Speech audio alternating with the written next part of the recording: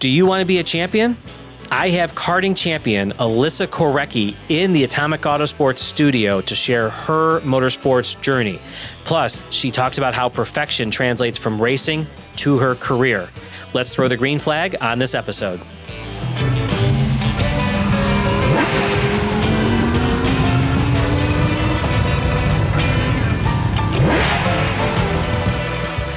Alyssa, thanks for being here today. Thanks for having me. Excited to be here. Yeah, always love having someone involved in karting and racing and bring the female perspective to our audience. So yeah, I always like to start with how you got involved in racing and motorsports.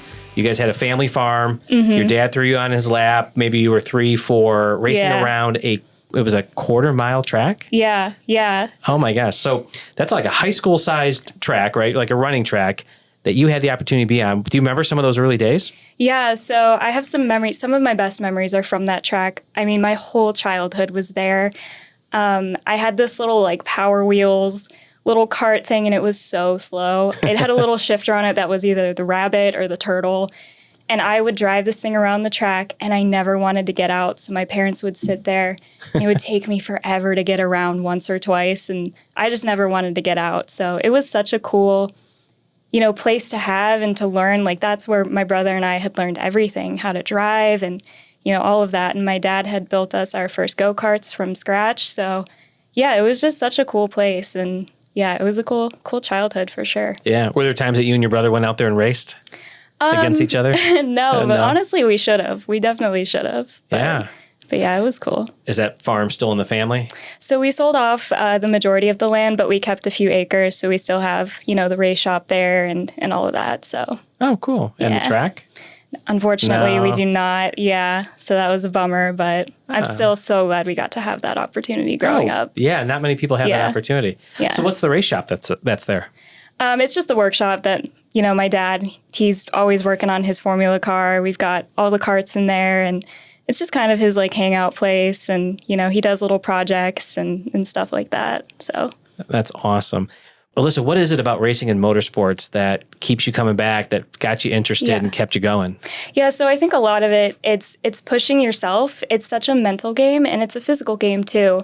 And I love just seeing, what I'm capable of and going out there and, wanting to do better and wanting to do more. And after seeing all of my dad's accomplishments, we have this room in my parents' house, the trophy room, and it's, all of his national championship trophies, all these trophies. And it's like, I can do that, and my goal now is like, I want to get into Formula cars with my dad. And it's something that I want to see if I can beat him. Am I faster? And that's always been, such a drive of just, wanting to do better for yourself and see what you can do. Oh, yeah. You heard it here first, folks. She wants to beat her dad. Yeah.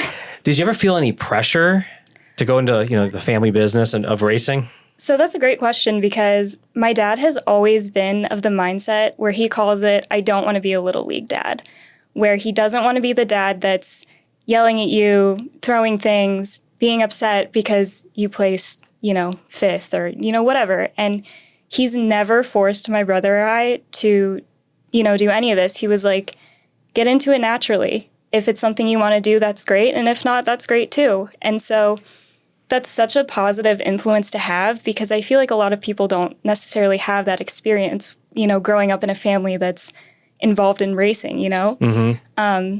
But yeah, he's always been so great about it and so supportive. And he's like, you know what? If it stops being fun, that's when we stop. Oh, so, wow. That's awesome. Yeah, it's been cool. How did you make the jump from that dirt track on the farm to getting behind, into a race series? And was it a conversation you and your dad had? Was it he said, hey, let's go try this? How'd you guys make the move from that to, more organized racing? Yeah, so actually the track used to be dirt in the 90s, and he paved it. He got it paved over, which was so nice. Well, because it would make this big dust dirt cloud, and it would travel over to the neighbor's property, and they were like, okay, can we figure something out here? So, but anyway, yeah, I didn't start racing until I was in high school, actually, which is kind of a late start, I think. But, it's something in me clicked where I was like, I can do this. I think we were watching Kart Life or something crazy. Oh, yeah. And I was like, I can do that. I love the shoes too. So I think I can do that. And we had some conversations about it, and he was like, let's go play at our track and, see how you're feeling. And he took me to the little kart track up at Pitt Race. And, we did a couple laps there and I was like, yeah, I think I want to do this. And so I had my first race at Mid-Ohio, which was, it was a very interesting race weekend to say the least. But and that's with the Dart Kart Club, right? It was, yes. Yeah. So for folks that don't know, you might have seen racing on a smaller sort of road course, but there's a Dart Kart Club races, full track. It's an enduro style kart, right? Lay down? No, it wasn't a lay down. Okay. Yeah. I don't want to do lay downs. Those guys are crazy. I feel like I want to sit up the whole time. So, right. But yeah, I raced a LO 206. And my first race weekend at Mid-Ohio, I think there was something that happened that I think back now, and I think if it hadn't happened, I probably wouldn't be racing to this day. All right, let's hear the story. Oh man. All right, everybody. You can tell it? Yeah. All right. It's kind of a long story, but so we get to the track and it's always Friday practice and then Saturday, Sunday practice in the morning, race in the afternoon. So we get there for Friday practice and I'm kind of looking around, kind of scoping it out. There's a lot of people. And this is my first time, at an event. And the whole time my dad's like, just do what feels right. If you're not feeling ready, totally fine. So we get lined up for the first practice and there's a lot of karts that are about to go out. And so I get in and I'm like, well, I guess we'll figure it out as we go. And so I make it out on the track and I get to the keyhole, immediately spin it. Yeah. So I pull the cart into the grass and I'm just like, oh man, I messed this up. Like I've spun out, what do I do? The corner worker, he's like yelling at me.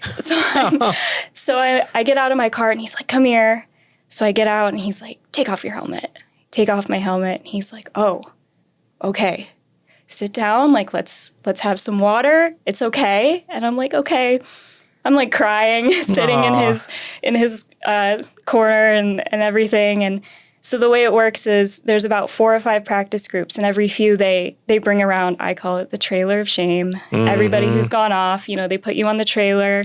And the way they bring you back, everybody sees you. Everybody sees that you're on the trailer of shame. Yes.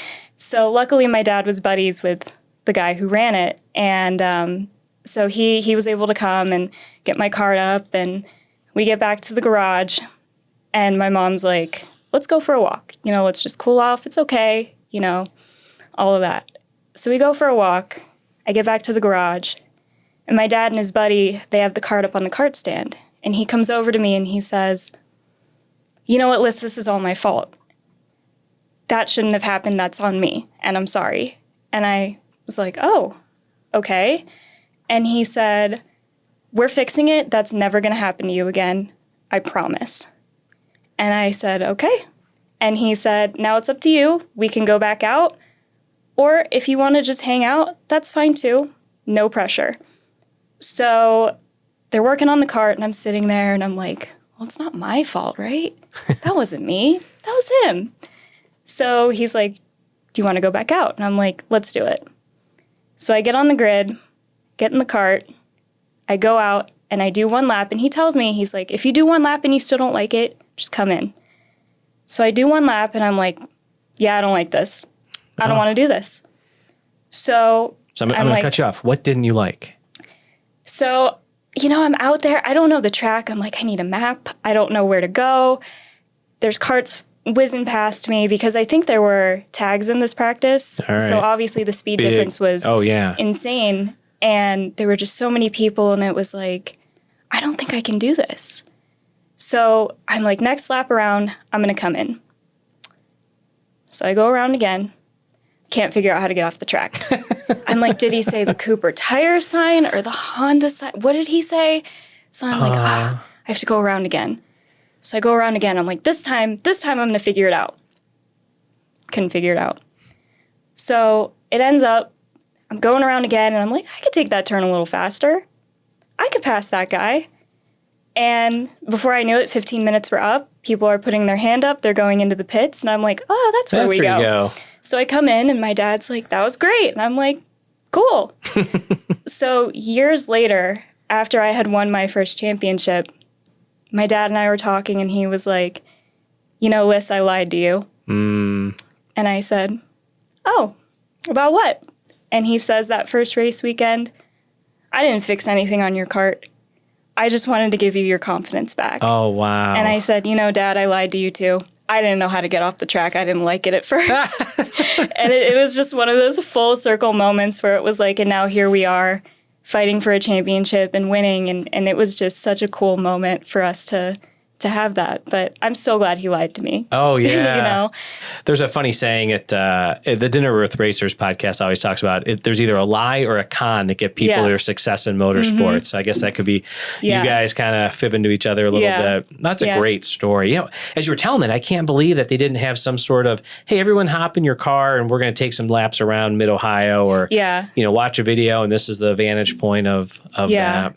But who knows? If you knew where to pull off, maybe we wouldn't be talking today. Exactly. And that's why I'm like, you know what? I'm glad that I'm directionally confused. I'm glad that I don't know where to go, you know? But yeah, and I think that if I would have came in and I would have stopped, I think maybe I would have gotten back into it. But I feel like, you know, maybe my confidence would have been low, but I'm sure my dad would have lied to me and found a way to get me back into it. But so other than confidence, what are some things that the listener needs to think about getting their start in karting? What do they need to know? What do they need to think about, be aware of? I think that a lot of it, first off, I mean, confidence is such a huge thing. Confidence in yourself, confidence in your equipment. And I think one of the biggest things that I've learned is respecting the speed, respecting your boundaries and your limit, and also knowing you're out there with other people. You are out there with people with different skill levels sometimes, and you need to be aware of where you are, where other people are, stick to your line, and just, respect the speed because it is a dangerous sport at the end of the day. And I think that sometimes people think that you can just get in, mash the acceleration and go. And, you know, you really got to ease into it. And, you know, it takes practice and it takes hard work, but if you keep those things in mind, I think that you can be successful. Yeah. What are some of and that's great advice. That's awesome advice. What are some of the memories you have from racing karts that stand out as man, I can't believe I accomplished that, or man, I wish that didn't happen? Anything like that come to mind? I think that for things that I can't believe I accomplished it, I think it was that first season where I felt like I was really fighting for the championship. It was such a tight battle between me and this other guy, and he was very cool, very respectful on track with me. And it was realizing like, man, I'm doing this. I remember the first race of that season was at Nelson Ledges, and I remember going out there and just being like, well, I'm going to do my thing. And then I remember passing the leader, and I was like, wait a minute.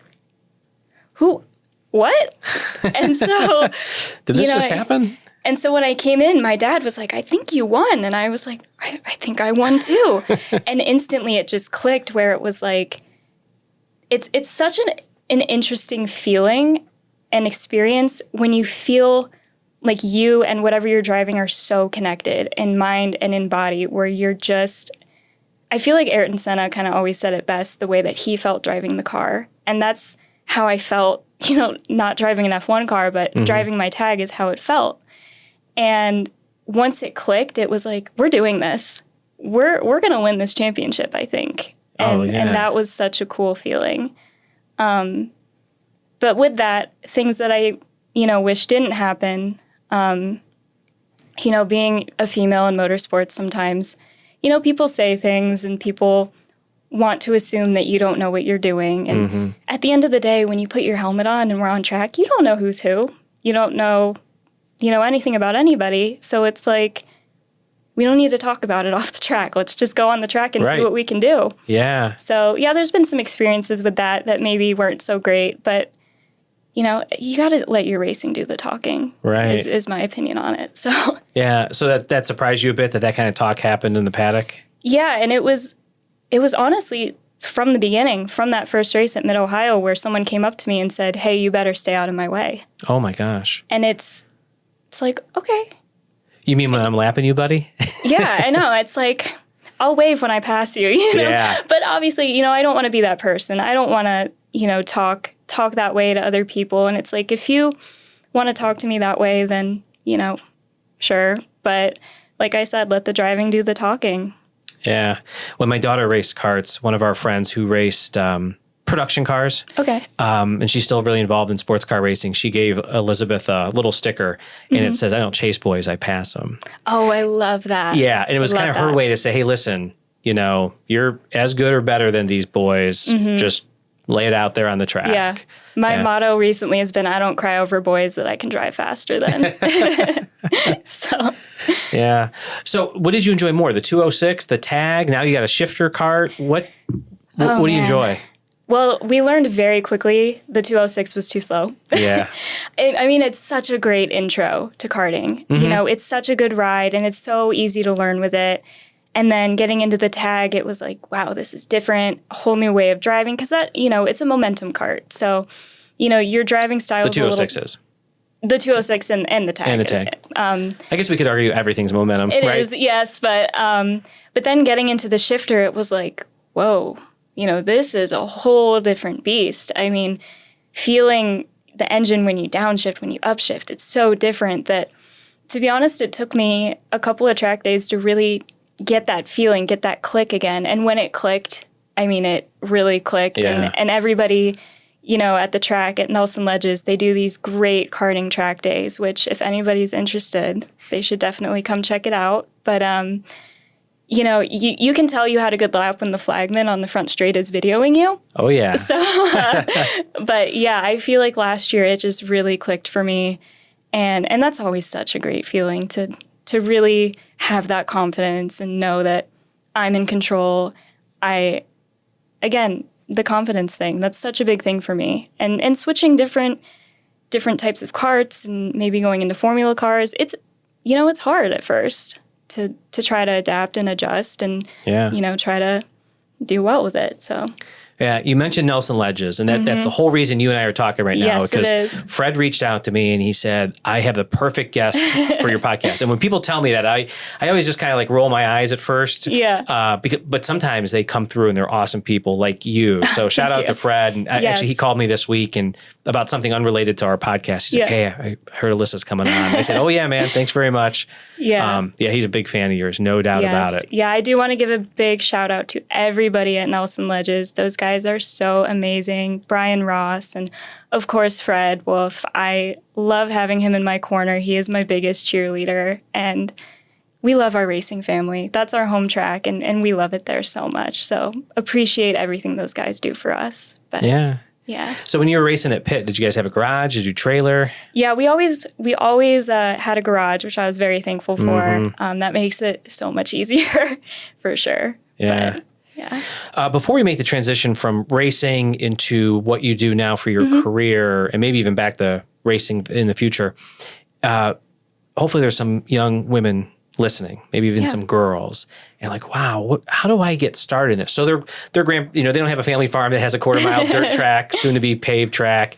What advice would you give somebody that's listening? And it could be a boy too, but how do they get started in karting? Yeah. So if you want to get started, I think that's awesome. I think that there are so many great places that you can even just do concession karts and see how you're feeling with it. Like I said, the little track at Pitt Race, they have some great concession karts there. And it's a little sprint track. So, people race on it. It's the real deal. And that's such a good place to, see what you can do, see if you like it, race with other people on track, and kind of get started from there. And I think that, for young girls wanting to get into it, we can do anything guys can do. We're just as fast, if not faster. So, but yeah. What was your favorite kart track or big track that you've ever been on? Oh, it's always a tie between Nelson Ledges and Pitt Race, the big track. Yeah. I was definitely spoiled with the big tracks for sure. I don't really like sprint tracks, but. And when you're running dart, you're running north and south at Pitt, the big track? Yeah, we're just doing the big track. The full track. Okay. Yeah, full track. Wow, that's like it's like a 5K. It's like 3 miles something. Yeah. It's a good ride. It's fun. Oh, for sure. Yeah. Best motorsports advice you've received? Ooh, that's a good question. I think, honestly, the best advice is just to have fun. That's what it's all about.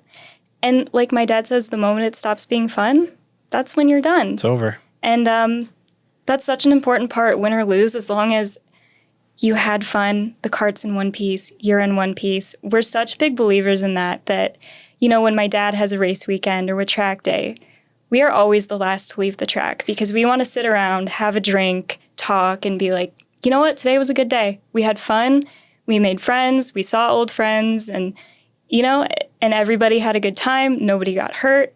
We did what we wanted to do. And I think that that's something that I love so much about having a family in motorsports is being able to take that time and be like, wow, that was cool. That was cool that we did that. So, yeah. So how do you spend your time now? What's your career, your profession? What are you doing? So right now I'm a graphic designer at a marketing and advertising agency. It's called Creative Spot in downtown Columbus. And so I do a lot of things I do a lot of social media for brands, email blasts, newsletters, things like that. But yeah, it's definitely cool to be able to do what I love, you know, and be paid for it. Yeah. But yeah. What was the attraction to graphic design?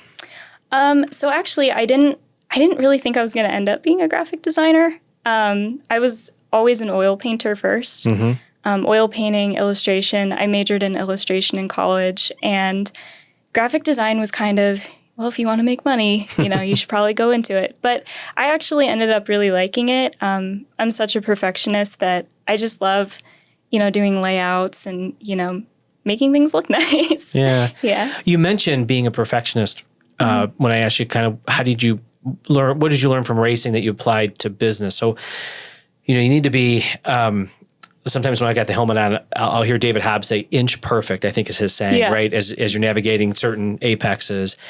And to me, that's perfection. Yes. And you have to do it repeatedly. Mm-hmm. How did you apply that from motorsports into your career as a graphic designer?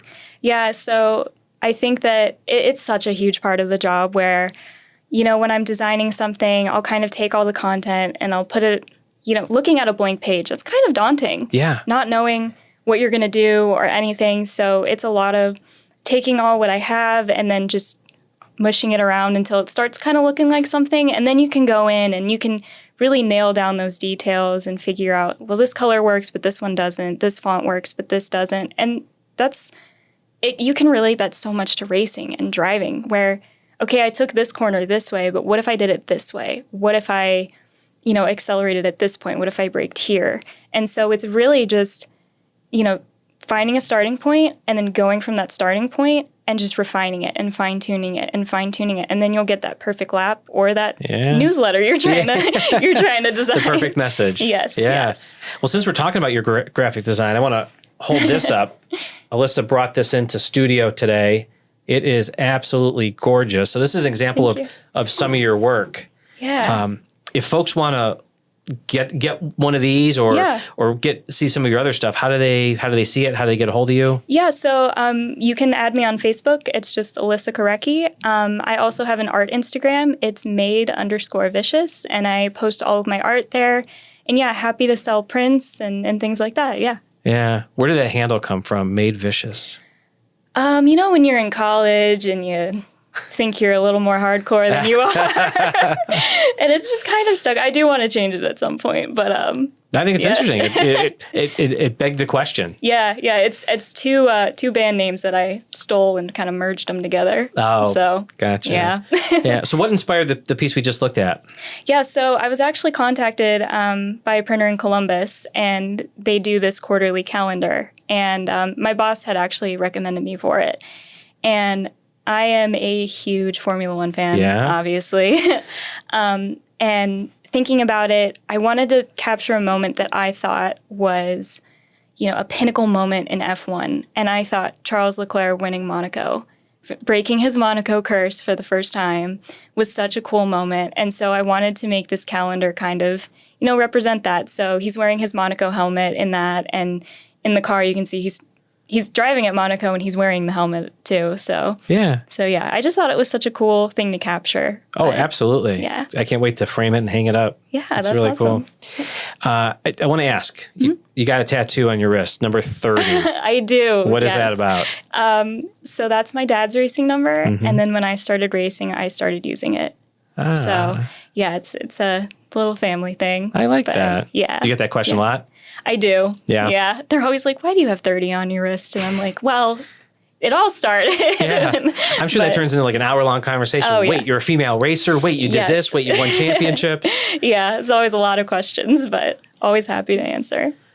So where do you want to take all this? What's the next step in your motorsports journey?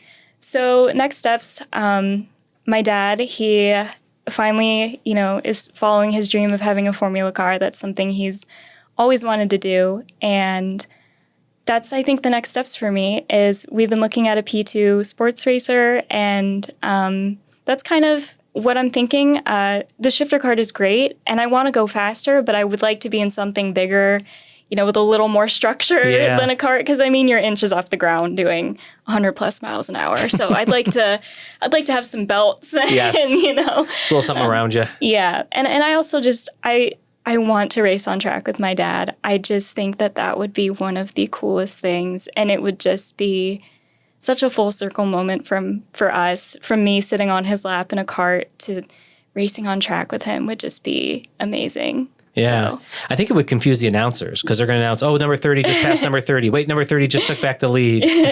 Yeah. He's actually number 7 now. His car is, he's bootleg racing, and he has old number 7 on it for Jack Daniels, actually. Wow. Yeah. I bet that's a cool theme. Yeah. Yeah. So we're recording this in 2025. You think you guys will be on track together this year? I hope so. I really do. And, if not, the guy we're talking to about getting the car, he's still having fun with it. And I'm like, I'm not going to push you to sell. If you're still having fun, that's totally fine.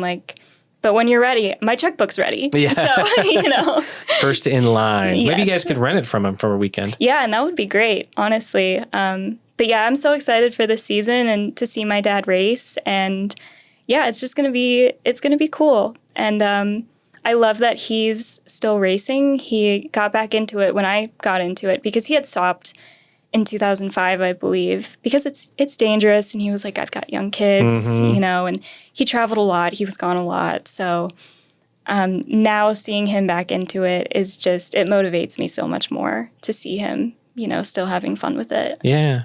So there was a time when he was standing against the fence watching you compete. Yes. Now you're standing against the fence watching him compete. Yes. How are you helping and supporting him, while he's on track and in the paddock? Yeah. So I always say I'm his pit crew. Yeah. So we have such a routine down when we're at the track, where when he's ready to get in, we're so superstitious about things. Like, we have to be ready to go 15 minutes beforehand, and we have this whole thing that we go through, how we belt him in, and we actually this is kind of a funny story. Yeah. We have when I was really young and he was chasing points with his shifter kart, so I was probably 4 or 5 maybe. And he was traveling a lot, he was leaving a lot, and I was such a daddy's girl. I still am. And so I, always the artist, got some red felt and cut it into a little heart, and I stuffed it with paper towels and sewed it together, and it's this really crappy looking heart, and I gave it to him. And from that day, he always put it in his sock before he went out racing. And my first race weekend, I went in the garage and it was sitting in my seat. And so we trade this little heart back and forth. So when he has a race, I'll give it to him and he'll have it. And then when I have a track day or a race, he'll give it back to me and then I'll have it. So it's just this little thing that we kind of share. And I love being able to have that, with him. So, yeah. That's a really neat story. Yeah. Is there anything we haven't talked about that you wish we would have? I don't think. I feel like we've covered a lot of, Yeah. So I do have one last question for you. Yeah. Have you ever been late to grid? No. What? And I know that's your thing. That's a good thing, though, not to be. Yeah. So I know you mentioned how getting down to grid 15 minutes early, how your father strapped in. In your karting world, in your karting career, how did you make sure that you were never late to grid? So we would always keep such an eye on the schedule. Even if we thought the time was changing, I'm in my suit. I'm ready. I get so antsy. And so once you're in that mode where you're like, I'm driving, you are stuck in that mode and you're like, we're ready to do this. Like, I want to get in the cart. I want to be ready to go. And, so we'll get to the grid so early and I'll just sit there in my suit. And my dad was like, man, it sucks sitting in your suit when it's 100 degrees out. So we got this portable little fan that we both hold on our steering wheels to, keep us cool. But yeah, we just get antsy and we just want to get out there. And that's one of our like superstitious things is we're always early to the grid. Yeah. And we never go out the first practice session. No? Never. Even at a new track? Mm-mm. Wow. Never. We will always wait because normally it's, done in groups. Yeah. So we'll let the first round go and then we're like, all right, they figured it out. Let's go. Gotcha. But it's just a weird, Plus, little they'll get thing. the dew off the track. And Yeah. So Good. Well, it's been great having you on the Late to Grid podcast. I can't wait to see where your motorsports journey takes you. Yeah. And we're going to have links in the show notes to all of your social media handles. And can't wait to see you on track. Yeah, awesome. Well, thank you so much for having me.